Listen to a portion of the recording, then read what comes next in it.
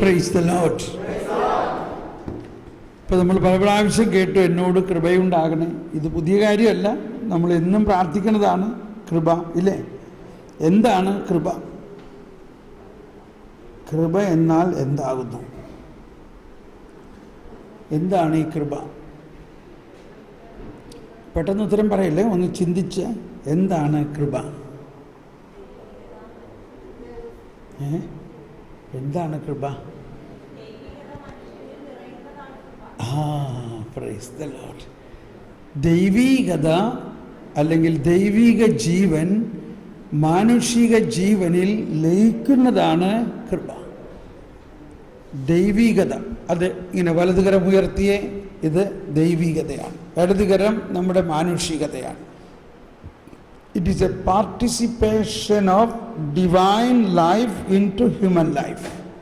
അപ്പോൾ ദൈവികത കണ്ടോ, എല്ലാവരും ഇനി ഇതൊന്ന് ലയിപ്പിച്ച് ദൈവികത കൈതാഴോട്ട് കൊണ്ടുവരും. ഇങ്ങനെ മാനുഷികതയിലേക്ക് ലയിക്കുമ്പോൾ, ലയിച്ചു, ഇങ്ങനെ അകത്തേക്ക് ചെല്ലട്ടെ, ലയിച്ചു കഴിഞ്ഞപ്പോൾ എന്ത് സംഭവിക്കുന്നു കണ്ടോ, ഈ മാനുഷികതയും ദൈവികതയും ഒന്നായി കഴിയുമ്പോൾ ഈ ദൈവികത മാനുഷികതയെ ദൈവീകരിക്കുന്നു. അപ്പോൾ മനുഷ്യൻ ആരായി മാറി?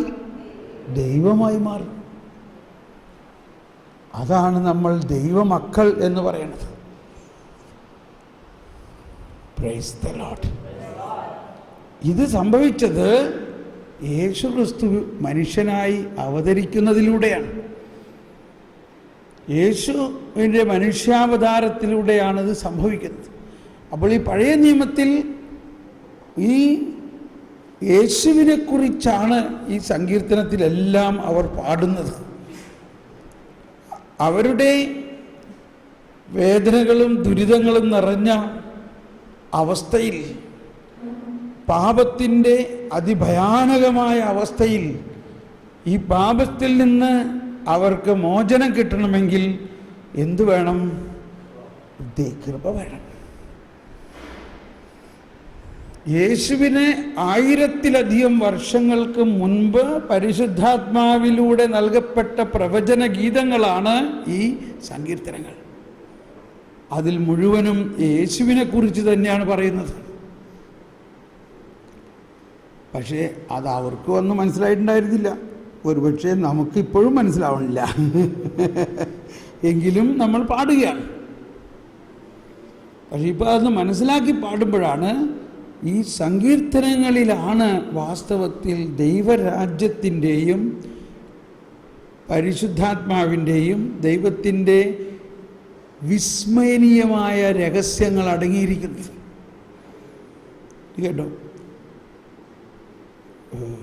എന്നോട് കൃപയുണ്ടാകണമേ ദൈവമേ, എന്നോട് കൃപ തോന്നണമേ. വിനാശത്തിൻ്റെ കൊടുങ്കാറ്റ് കടന്നു പോകുവോളം ഞാൻ അങ്ങയുടെ ചിറകിൻ കീഴിൽ അഭയം തേടും.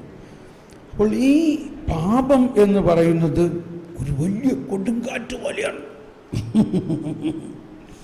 പക്ഷെ എന്താണ് കൊടുങ്കാറ്റിൻ്റെ ഒരു ഗുണം? കൊടുങ്കാറ്റിൻ്റെ ഒരു ഗുണം എന്താ? കൊടുങ്കാറ്റിന് ഗുണം വല്ലതും ഉണ്ടോ? കൊടുങ്കാറ്റിൻ്റെ ഗുണം എന്താ? ആരെങ്കിലും ഒന്ന് പറയാമോ?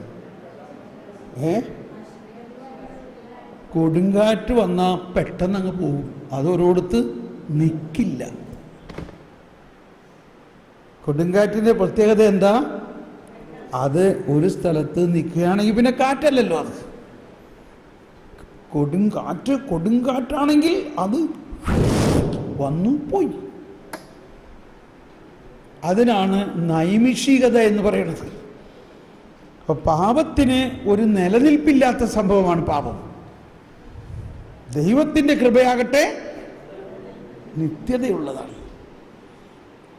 അപ്പോൾ ഇത് മനസ്സിലാക്കിയാൽ ഈ പാപത്തിൻ്റെ ഭയാനകത ഉണ്ടെങ്കിലും അതങ്ങ് കടന്നു പോകുവോളം ഞാൻ അങ്ങയുടെ ചിറകിൻ കീഴിൽ അഭയം തേടും. അത് മാത്രമേ അന്നത്തെ കാലത്ത് ഒരു നിവർത്തിയുള്ളൂ. എന്നിട്ട് അവർ കരയുകയാണ്, അത്യുന്നതനായ ദൈവത്തെ ഞാൻ വിളിച്ചപേക്ഷിക്കുന്നു, എനിക്ക് വേണ്ടി എല്ലാം ചെയ്തു തരുന്ന ദൈവത്തെ തന്നെ. എനിക്ക് ഇതിൽ നിന്ന് രക്ഷപ്പെടാൻ ഒരേ ഒരു വഴിയുള്ളൂ, അത്യുന്നതനായ ദൈവത്തെ ഞാൻ വിളിച്ചപേക്ഷിക്കുന്നു. എന്താണ് എനിക്കുള്ള ഒരു ഉറപ്പ്? എനിക്ക് വേണ്ടി എല്ലാം ചെയ്തു തരുന്ന ദൈവത്തെ തന്നെ. എന്നിട്ട് എന്താണ് അതിൽ പ്രധാന ചെയ്യൽ? അവിടുന്ന് സ്വർഗത്തിൽ നിന്ന് സഹായമയച്ചെന്നെ രക്ഷിക്കും. കണ്ടോ, അവിടെ നിന്ന് എന്ത് ചെയ്യും? സ്വർഗത്തിൽ നിന്ന് എനിക്ക് സഹായം കൊണ്ടുവരും. ആ വചനത്തിൻ്റെ അടിസ്ഥാനത്തിലാണ് ഈശോ പറയുന്നത്, ഞാനാണ് സ്വർഗത്തിൽ നിന്ന് ഇറങ്ങി വരുന്ന ആ സഹായം. ഞാൻ വന്നിട്ട് വേറൊരു സഹായകനെ കൂടി സ്വർഗത്തിൽ നിന്ന് കൊണ്ടുവരും, അല്ലേ? അതാണ്. ഇപ്പൊ മനസ്സിലായില്ലേ? അതിനകത്തെല്ലാം പറഞ്ഞിരിക്കുന്ന ആരെക്കുറിച്ചാണ്? ഈ രക്ഷാകര പദ്ധതിയെക്കുറിച്ചും യേശുവിൻ്റെ വരവിനെക്കുറിച്ചുമാണ്. അപ്പോൾ യേശുവിന് 1000-ലധികം വർഷങ്ങൾക്ക് മുൻപ് ഇസ്രായേൽ ജനം ഇത് പാടി പ്രാർത്ഥിച്ചിരുന്നത്, ഈ രക്ഷകൻ വരണം, ഈ രക്ഷകൻ വരും. എന്നിട്ട് എന്ത് സംഭവിക്കും? അവിടുന്ന് സ്വർഗത്തിൽ നിന്ന് സഹായമയച്ചെന്നെ രക്ഷിക്കും, എന്നെ ചവിട്ടി മെതിക്കുന്നവരെ അവിടുന്ന് ലജ്ജിപ്പിക്കും. ദൈവം തൻ്റെ കാരുണ്യവും വിശ്വസ്തതയുമയക്കും. അതാണ് ഇന്ന് നമ്മൾ അനുഭവിക്കുന്ന കരുണ. അതിനിടയ്ക്ക് നമ്മൾ കേട്ടു അവിടുത്തെ കാരുണ്യം സ്വർഗത്തെ ആകാശത്തിനേക്കാൾ ഉയർന്നു നിൽക്കുന്നു എന്നല്ല. അതാണ് നമ്മൾ ഇപ്പോൾ ഈ ഉയർപ്പിനെ കുറിച്ചെല്ലാം പഠിച്ചത്. അപ്പോൾ നമ്മളുടെ ജീവിതത്തിൽ മനുഷ്യൻ്റെ സ്വന്തം ശക്തി കൊണ്ട് പാപത്തെയോ പാപവാസനകളെയോ അകറ്റുക സാധ്യമല്ല. ആ പാപവാസനകളും ആസക്തികളുമുള്ള അവസ്ഥയിൽ അങ്ങയുടെ ചിറകിൻ കീഴിൽ ഇരിക്കാം, പക്ഷെ അത് മാറില്ല. ഇതെങ്ങനെ മാറുന്നത്? അവിടുന്ന് സ്വർഗത്തിൽ നിന്ന് സഹായമയച്ചെന്നെ രക്ഷിക്കും, എന്നെ ചവിട്ടി മെതിക്കുന്നവരെ. അതാണ് പാപവും പിശാചും അതിൻ്റെ സകല പ്രവൃത്തികളും അവിടുന്ന് ലജ്ജിപ്പിക്കും. അപ്പോൾ നമ്മുടെ വളർച്ച എന്ന് പറയുന്നത് ഈ കൃപയെക്കുറിച്ചുള്ള അറിവാണ്. കൃപയ്ക്ക് ഒരുപാട് തരത്തിലുള്ള പ്രവർത്തനങ്ങളുണ്ട്. കൃപയുടെ പ്രവർത്തനം ഒരുപാട് തരത്തിലാണ്. അത് നമ്മൾ ഈ ദിവസങ്ങളിൽ പഠിക്കും. ഒന്ന് മനസ്സിലായി എന്താണ് കൃപ. ഇന്ന് നമ്മൾക്ക് കുർബാനയിൽ അച്ഛൻ പ്രസംഗിച്ചപ്പോൾ എടുത്തു പറഞ്ഞു ഇല്ലേ, പാപം വർദ്ധിച്ചിടത്ത് കൃപ അതിലേറെ വർദ്ധിക്കുന്നു. അങ്ങനെയാണ് പാപിയുടെ പാപത്തെ അകറ്റുന്നതും അയാളെ ശുദ്ധീകരിക്കുന്നതും. അപ്പോൾ പാപം വർദ്ധിക്കുന്നത് ഓർത്ത് നമ്മൾ ഒട്ടും ഭയപ്പെടേണ്ട ആവശ്യമില്ല. പാപം വർദ്ധിക്കുന്നിടത്ത് കൃപ അതിലേറെ വർദ്ധിക്കും. ഇതിന് നമ്മൾ പ്രാർത്ഥിക്കുക വേണ്ട, അത് കർത്താവിൻ്റെ പരിപാലനയുടെ ഒരു ഭാഗമാണത്. കർത്താവിൻ്റെ പരിപാലന എന്ന് പറയുന്നത് ഞാൻ സൃഷ്ടിച്ച എൻ്റെ മനുഷ്യനെ അവൻ്റെ സകല ബലഹീനതകളിലും കൃപ കൊടുത്ത് സഹായിച്ച് അവനെ തോളിലേറ്റി രക്ഷിക്കുന്ന ആ നല്ല ഇടയനാണ്.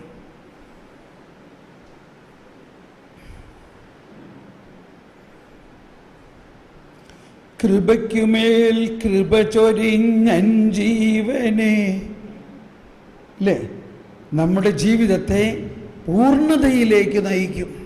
അതാണ് യോഹന്നാൻ്റെ സുവിശേഷത്തിൽ 1-ാം അധ്യായത്തിൽ 16-ാമത്തെ വചനത്തിൽ പറയുന്നത്,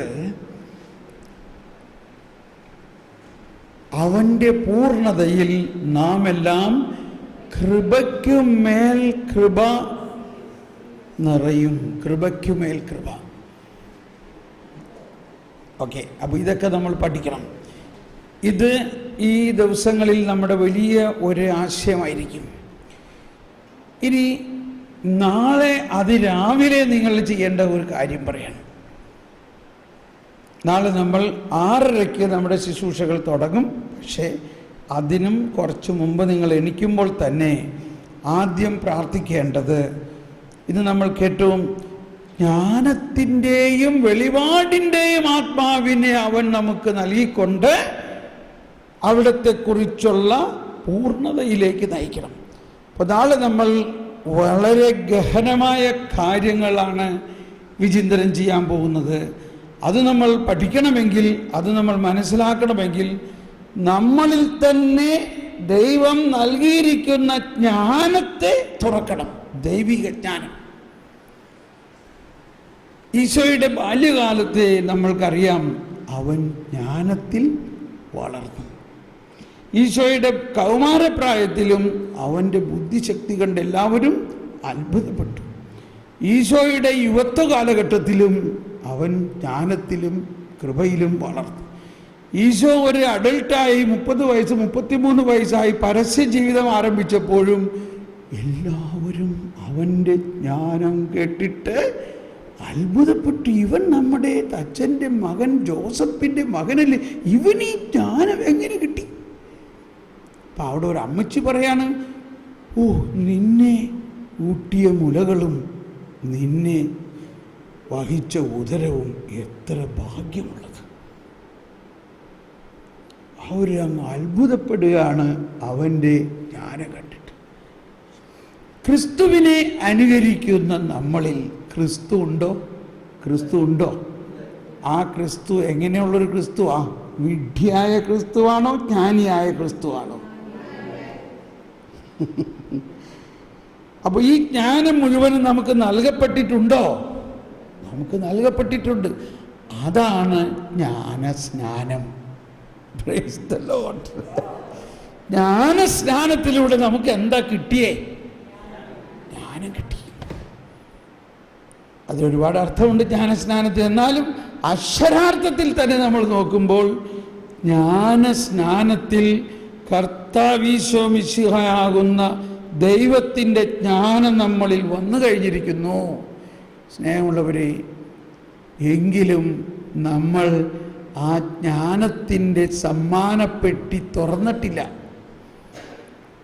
ഫ്രാൻസിസ് കുറച്ച് ദിവസം മുമ്പ് പറയായിരുന്നു, നമ്മളെല്ലാവരും ഈ സമ്മാനപ്പെട്ടി കിട്ടിക്കഴിഞ്ഞിട്ട് അതിൻ്റെ അലങ്കാരമുള്ള ആ മനോഹരമായ റാപ്പർ കണ്ടിട്ട് സന്തോഷിച്ചിരിക്കുകയാണ്.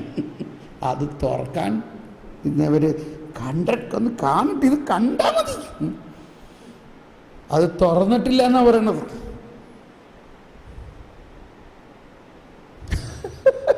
നമ്മൾ തന്നെ പറയാറുണ്ട്, എനിക്ക് ഭയങ്കര ജോലി തിരക്കാണ്, കഴിഞ്ഞ ആഴ്ച എൻ്റെ ബർത്ത്ഡേ ആയിരുന്നു, സമ്മാനങ്ങൾ തുറന്നിട്ട് പോലുമില്ല പറയാറില്ലേ? അത്രയ്ക്ക് തിരക്കാണ്. നമ്മുടെ ജ്ഞാനസ്നാനത്തിൽ നമുക്ക് എന്ത് ലഭിച്ചു എന്നത് അറിയണം. അതിലേറ്റവും പ്രധാനമായിട്ട് ലഭിച്ചത് ദൈവത്തെക്കുറിച്ചുള്ള അറിവാണ്. ഒരു ചോദ്യം ചോദിക്കാൻ പോവുകയാണ്. നമ്മുടെ ധ്യാനം കൂടി ഒരു പെട്ടെന്ന് ഉത്തരം പറയരുത്. ഒരു ചിന്തിക്കാൻ വേണ്ടിയിട്ടാണ് ഈ ചോദ്യങ്ങൾ ചോദിക്കണത്. അല്ലെങ്കിൽ ഞാനിങ്ങനെ പറഞ്ഞുകൊണ്ടിരുന്നു, നിങ്ങൾ കുറച്ചൊക്കെ കേട്ടുകൊണ്ടിരുന്നു, കുറേയൊക്കെ തലയുടെ മുകളിൽ കൂടി പോയി. ചോദ്യം ചോദിക്കുമ്പോഴാണ് അതിനെക്കുറിച്ച് ഒരു വിചിന്തനം ഉണ്ടാവുന്നത്. അല്ലെങ്കിൽ നമ്മൾ മാർക്കറ്റിൽ പോയി അവിടെ നല്ല മീനുണ്ട് കേട്ടോ പോയി, ഇങ്ങനെയുള്ള കാര്യങ്ങളൊക്കെയാണ് നമ്മുടെ സാധാരണ സംസാര വിഷയങ്ങൾ, ഇല്ലേ? അത് വിട്ടിട്ട് വേറെ ഒരു അവസ്ഥയിലേക്ക് നമ്മൾ വന്നിരിക്കുകയാണ്. നമ്മൾ ഈ 8 ദിവസം ഇവിടെ ചന്തയെക്കുറിച്ചോ മീനിനെക്കുറിച്ചോ വീടിനെക്കുറിച്ചോ ഒന്നും പറയണ്ട. എന്ത് പറയണം? സ്വർഗത്തെക്കുറിച്ചും മാലാഖമാരെക്കുറിച്ചും നമ്മുടെ സ്വർഗീയ ഭവനത്തിലെ നമ്മുടെ സമ്പാദ്യങ്ങളെക്കുറിച്ചും നമ്മൾ അവിടുത്തെ പൗരന്മാരാണെന്ന്. പക്ഷേ എന്നിട്ട് നമ്മൾ അവിടുത്തെ പൗരത്വത്തെക്കുറിച്ച് ചിന്തിക്കുന്ന പോലുമില്ല. നമ്മളിവിടെ തീർത്ഥാടകർ മാത്രമാണ്. തീർത്ഥാടനത്തിന് വന്ന ആളുകൾ പെർമനന്റ് വിസ അടിച്ച് ഇവിടെ വീടും പണിത് ഇങ്ങനെ കിടക്കാൻ ആര് പറഞ്ഞു? നമ്മൾ ആരാണിവിടെ? തീർത്ഥാടകരാണ്. അപ്പോൾ നമ്മുടെ ഒറിജിനൽ സ്ഥലം എവിടെയാ? എൻ്റെ ദേശം എന്ന് അങ്ങനെ ഒരു പാട്ടില്ലേ? എന്താ ഒന്ന് പാടി എല്ലാവരും കൂടി.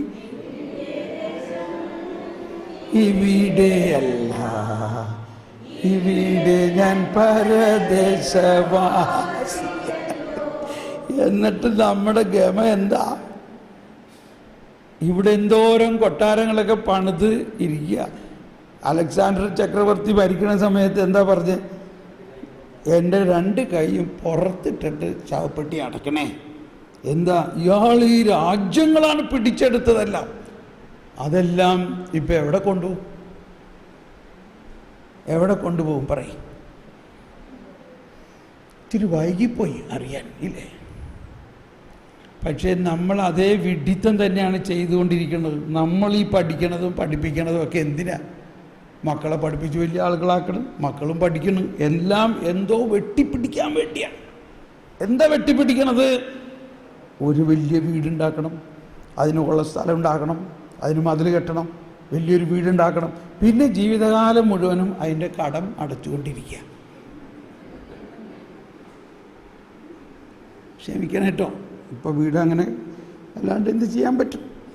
ആൾക്കാർ നമ്മൾ പുറകെ നടക്കണം, വീട് ലോൺ വേണം, വീട് ലോൺ വേണം, വീട് ലോൺ വേണം, വീട് ലോൺ വേണം. അപ്പോൾ നമ്മൾ മലയാളികൾക്ക് ലോൺ കിട്ടണമെന്ന് പറഞ്ഞാൽ പെട്ടെന്ന് മേടിക്കും, അടയ്ക്കണ കാര്യം മാത്രമേ ബുദ്ധിമുട്ടുള്ളൂ. അപ്പോൾ ലോൺ, ഉടനെ ലോൺ, 5 minutes മതി എന്ന് പറഞ്ഞാൽ ലോൺ. എന്തോ ഒരു അഡ്വർടൈസ്മെൻ്റ് കണ്ടില്ലേ? ഇൻസ്റ്റൻറ്റ് പ്രിപ്പറേഷൻ, ഉടനെ ലോൺ കിട്ടും. ലോൺ കിട്ടി, എത്ര വർഷത്തെ റീപേയ്മെൻറ്റാണ്? 30 വർഷം കൊണ്ട് റീപേയ്മെൻറ്റ് ചെയ്താൽ മതി. ഇപ്പം എത്ര വർഷമായി? ഇപ്പം 40 വർഷമായിട്ടുള്ളൂ. അപ്പോൾ ഒന്ന് ആലോചിച്ച് നോക്കിയേ, 40 വയസ്സിൽ ഒരാൾ 30 വർഷത്തെ റീപേയ്മെൻറ്റിൻ്റെ ലോൺ എടുത്താൽ അയാളുടെ 70 വയസ്സ് വരെയുള്ള ജീവിതം മുഴുവനും എന്താണ് ചെയ്യണേ? ലോൺ അടയ്ക്കുക. എന്നോട് ക്ഷമിക്കണം ഞാൻ ഇങ്ങനെയൊക്കെ പറയണത്. ഇതാണ് നമ്മുടെ വിദ്യാഭ്യാസത്തിൽ നിന്ന് കിട്ടിയ ഒരു ആകത്തുക. സോറി, ഇവിടെ പ്രൊഫസർമാരൊക്കെ ഇരിക്കുന്നുണ്ട്, അതുകൊണ്ട് പറയാം. നമ്മളുടെ വിദ്യാഭ്യാസം കൊണ്ട് കിട്ടുന്ന വേറെയും ഒരു ഗുണം ഇതാണ്. ഈ പൈസ കൊണ്ട് കുറേ വലിയ സമ്പാദ്യം ഉണ്ടാക്കി കുറേ ലോൺ എടുത്ത് അവസാനം അത് അടച്ചു തീർക്കുക. അതോടുകൂടി നമ്മുടെ ജീവിതം കഴിഞ്ഞു. ഞാൻ പറഞ്ഞു വരുന്നത്, നമ്മൾ ഈ പഠിക്കുന്ന ജ്ഞാനമല്ല യഥാർത്ഥ ജ്ഞാനം. Chemistry, biology, zoology, botany, physics, പിന്നെ എന്തൊക്കെ വേണം? ഇതെല്ലാം നമ്മൾ പഠിക്കുന്നു എന്ന് പറഞ്ഞാൽ അത് സൃഷ്ടിയെക്കുറിച്ചുള്ള ജ്ഞാനമാണ്. It's a wisdom about the creation. ക്രിയേറ്ററെ കുറിച്ചുള്ള വിസ്ഡം എവിടെ പഠിക്കണേ നമ്മൾ? അപ്പോൾ ഞാനൊരു ചോദ്യം ചോദിക്കാൻ പോവുകയാണ്. ചോദ്യം ഇതാണ്: നിത്യജീവൻ എന്നാൽ എന്താകുന്നു?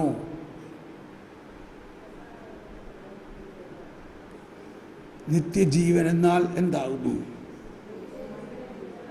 പറയൂ വേഗം. ദൈവത്തോട്,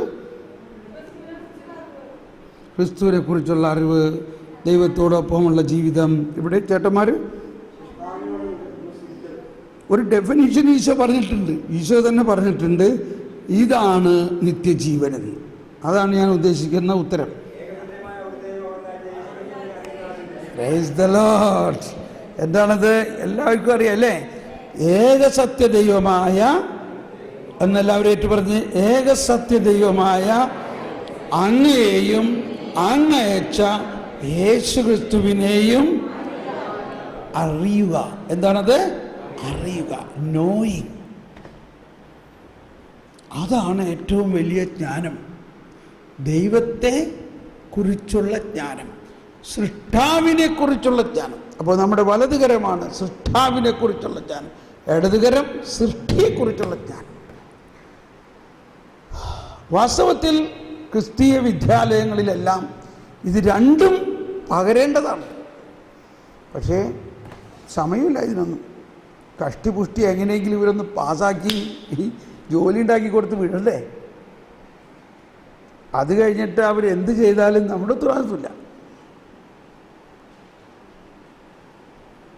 മാതാപിതാക്കളായ നമ്മളുടെ ഉത്തരവാദിത്വം എന്താ? നമ്മളോട് കർത്താവ് ചോദിച്ച് പറഞ്ഞിട്ടുണ്ടോ ഇവരെ എഞ്ചിനീയർ ആക്കണമെന്ന്? പറഞ്ഞിട്ടുണ്ടോ എവിടെയെങ്കിലും?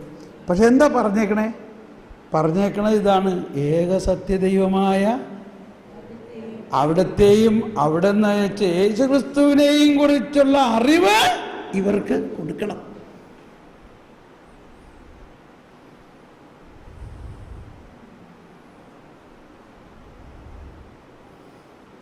ഈ ചോദ്യം നമ്മുടെ ചെറുപ്പക്കാരോട് ആരോടെങ്കിലും ചോദിച്ചു നോക്കുമ്പോൾ എന്താ നിത്യജീവൻ? ഡിഗ്രി പാസ്സായ ആൾക്കാരോട് ചോദിച്ചു നോക്ക്, കത്തോലിക്ക സ്കൂളിൽ പഠിച്ച ആൾക്കാരോട് ചോദിച്ചു നോക്ക്, ഒരാളും ഉത്തരം പറയില്ല.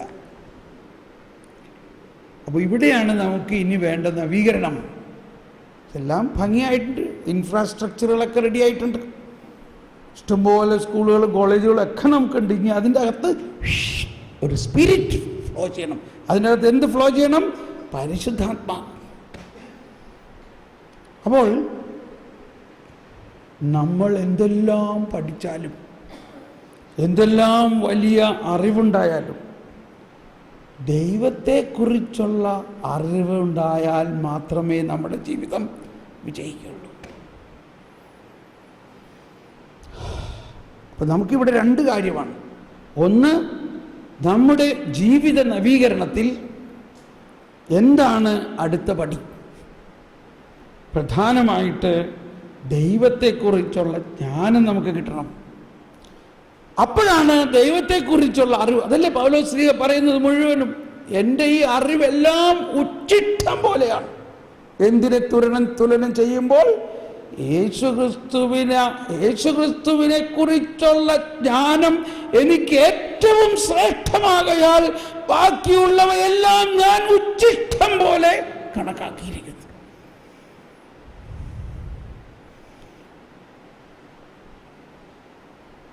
സ്നേഹമുള്ളവരെ, നമ്മളുടെ പ്രധാന കാര്യം നാളത്തെ ക്ലാസ് മനസ്സിലാകണമെങ്കിൽ വെളുപ്പിനെഴുന്നേറ്റ് ജ്ഞാനത്തിന് വേണ്ടി പ്രാർത്ഥിക്കണം. നമുക്ക് ആ തുടക്കത്തിൽ തന്നെ കിട്ടിയതാണ്. വെളിപാടിൻ്റെ ആത്മാവിനെയും ജ്ഞാനത്തിൻ്റെ ആത്മാവിനെയും നമുക്ക് നൽകി കഴിഞ്ഞിരിക്കുന്നു. ജ്ഞാനത്തിൻ്റെ പുസ്തകത്തിൽ സോളമൻ പറയുകയാണ്, ഞാൻ പ്രാർത്ഥിച്ചു, എനിക്ക് ജ്ഞാനം കിട്ടി. നീ പ്രാർത്ഥിച്ചാൽ നിനക്കും കിട്ടും, നീ പ്രാർത്ഥിച്ചില്ലെങ്കിലോ നീ അങ്ങനെ തന്നെ ഇരിക്കും. എന്തിനു പ്രാർത്ഥിക്കണം? എന്ത് പ്രാർത്ഥിക്കണം? ജ്ഞാനം. ഈശോ പറഞ്ഞു, പ്രാർത്ഥന പഠിപ്പിക്കുന്നതിൻ്റെ കൂട്ടത്തിലാണ് ഈശോ പഠിപ്പിച്ചത്. ലൂക്കായുടെ സുവിശേഷത്തിൽ പ്രാർത്ഥിക്കാൻ പഠിപ്പിക്കണമെന്ന് പറഞ്ഞു. സ്വർഗസ്ഥനായ പിതാവും അതൊക്കെ പഠിപ്പിച്ചു, കുറേ കാര്യങ്ങൾ പഠിപ്പിച്ച ആ പ്രാർത്ഥനയെക്കുറിച്ചുള്ള പ്രബോധനം അവസാനിക്കുന്നത് ഇവിടെയാണ്. ദക്ഷിണദേശത്തെ രാജ്ഞി സോളമന്റെ ജ്ഞാനം തേടി ദൂരദേശത്ത് നിന്ന് വന്നു. അവൾ വിധി ദിവസത്തിൽ ഉയർത്തെഴുന്നേറ്റ് ഈ തലമുറയെ കുറ്റപ്പെടുത്തും. എന്താ? ഇതാ സോളമനേക്കാൾ വലിയവൻ ഇവിടെ. ആരാണത്? യേശു. എന്നിട്ടും ആരും ആ യേശുവിൻ്റെ ജ്ഞാനത്തെ തേടി വരുന്നില്ല, യേശുവിൽ നിന്ന് ആ ജ്ഞാനം സ്വീകരിക്കുന്നില്ല. ആ അധ്യായത്തിൻ്റെ അവസാനത്തിൽ ലൂക്ക 11:52 പറയുകയാണ്, നിയമജ്ഞരേ ഫരിസേയരേ നിങ്ങൾക്ക് ദുരിതം. എന്താ? You have taken away the key of knowledge. നിങ്ങൾ വിജ്ഞാനത്തിൻ്റെ താക്കോൽ സ്വന്തമാക്കിയിരിക്കുന്നു, എന്നാൽ നിങ്ങളോ അകത്ത് കടക്കുന്നില്ല. നിങ്ങളോ അകത്ത് കിടക്കുന്നില്ല, മറ്റുള്ളവരെ അകത്ത് കടത്തുന്നുമില്ല.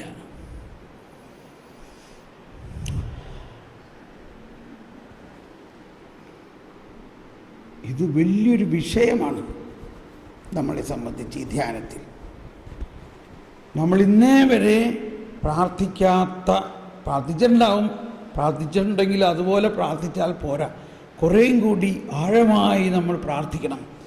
അതിൻ്റെ ആദ്യത്തെ ഭാഗം ഇതാണ്, കർത്താവേ, നമ്മളങ്ങ് എളിമപ്പെടണം. എന്താ? കർത്താവേ, എൻ്റെ അറിവ് ഒരു എള്ളോളമേ ഉള്ളൂ, എന്നാൽ എനിക്ക് അറിയാനുള്ളതൊരു കടലോളമുണ്ടെന്ന് എളിമപ്പെടണം. What I know is a drop and what I do not know is a ocean. എൻ്റെ അറിവ് ഒരു എള്ളോളമേ ഉള്ളൂ, എനിക്കറിയാനുള്ളത് ഒരു കടലോളമുണ്ട്.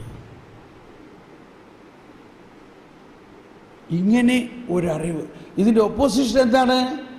എനിക്കൊക്കെ അറിയാം, ഞാൻ 40 വർഷമായിട്ട് കരിസ്മാറ്റിക്കാണ്, പിന്നെ അപ്പോൾ ജ്ഞാനം പിന്നെ അവിടെ നിൽക്കുള്ളൂ.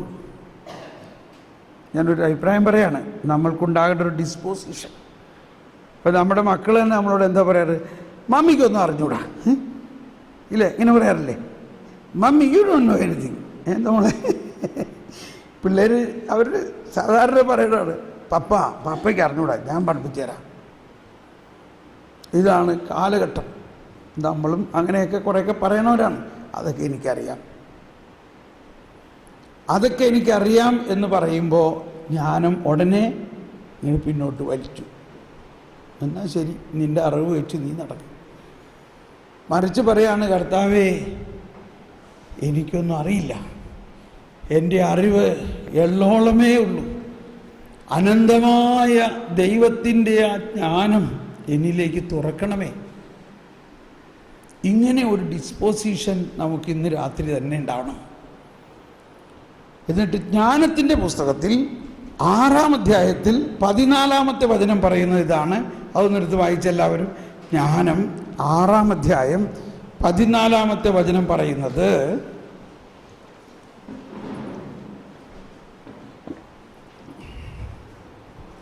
ജ്ഞാനം 6-ാം അധ്യായത്തിൽ 14-ാമത്തെ വചനം പറയുന്നത്, എല്ലാവരും വായിക്കുക. പ്രഭാതത്തിൽ ഉണർന്ന് അവളെ തേടുന്നവർക്ക് പ്രയാസം കൂടാതെ അവളെ കണ്ടുമുട്ടാം. അവൾ വാതിക്കൽ തന്നെ കാത്തു നിൽപ്പുണ്ട്. Those who rise up early in the dawn can meet her at the gate. She is waiting at her gate. ഒന്ന് വായിച്ച എല്ലാവരും. പ്രഭാതത്തിൽ ഉണർന്ന് അവളെ തേടുന്നവർക്ക് പ്രയാസം കൂടാതെ അവളെ കണ്ടുമുട്ടാം. അവൾ വാതിക്കൽ തന്നെ കാത്തു. അപ്പോൾ ജ്ഞാനത്തിൻ്റെ ഒരു പ്രത്യേകത, ദൈവം ഈ ജ്ഞാനത്തെ ദൈവമക്കൾക്ക് വേണ്ടി അതിരാവിലെ തന്നെ അയച്ചിരിക്കുകയാണ്. അവൾ വാതിക്കൽ തന്നെ കാത്തു നിൽപ്പുണ്ട്. അവളിൽ ശ്രദ്ധ ഉറപ്പിക്കുന്നതാണ് വിവേകത്തിൻ്റെ ലക്ഷണം. അപ്പോൾ രാവിലെ നിങ്ങൾ സാധാരണ ഞാൻ റെക്കമെൻഡ് ചെയ്യുന്ന ഒരു 4 മണിക്ക് എഴുന്നേറ്റ് ഈ ജ്ഞാനത്തെ അങ്ങ് പിടിച്ച് എടുക്കണം. വെളുപ്പിന് കുറച്ച് സമയം പ്രാർത്ഥിക്കണം. എന്ത് പ്രാർത്ഥിക്കണം? ഈ പുസ്തകം തന്നെ തുറന്നോ, അല്ലെങ്കിൽ ഓർക്കുക, ദൈവമേ ഈ ജ്ഞാനം എനിക്ക് നൽകണേ.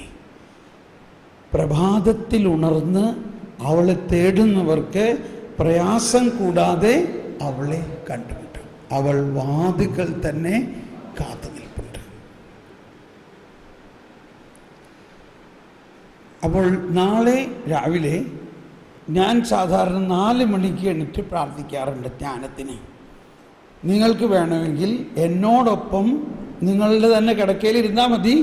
ഞാൻ ഹോളി സ്പിരിറ്റിലൂടെ ഒരു അലാം വിടാം നിങ്ങൾക്ക്. നിങ്ങൾ 4 മണിക്ക് ചാടി എണിക്കും. വേണോ അങ്ങനെ ഒരു അലാറം?